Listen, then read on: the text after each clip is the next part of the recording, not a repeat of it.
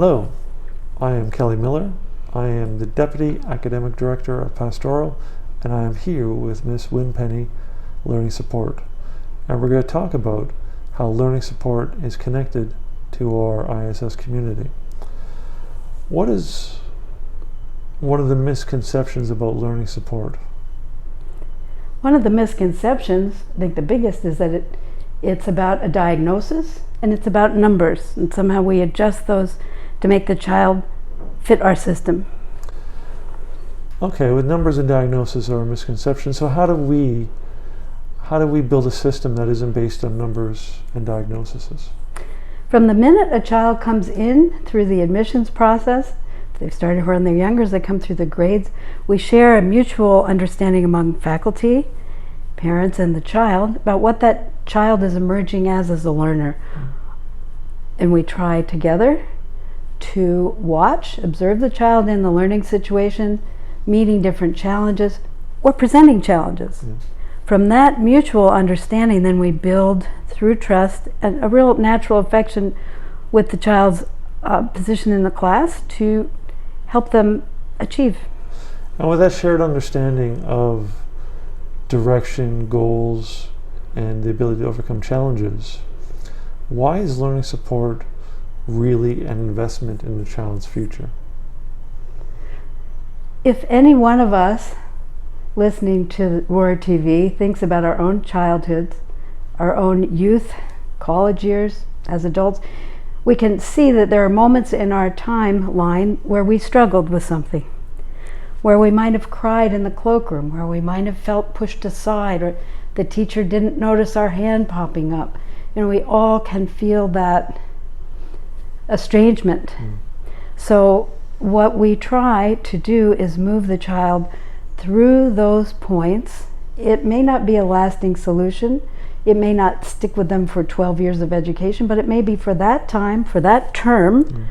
They need a little hand holding. They need a little extra eye contact. Now it's hard, a quick smile when you're not breathing. Sometimes they need that. I think it's been particularly challenging during the pandemic to work around some of those restrictions. But we do see that some children can respond to a short-term intervention that leads to success, to some strategies that help them through that period. Some build on those successes, but they still need a little more.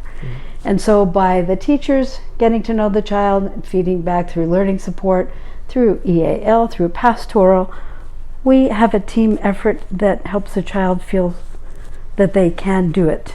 And you had a great example of how learning support is really like climbing a rock wall. Can you explain that, please? Oh yes, rock wall. I did a lot of that in China, in Guilin.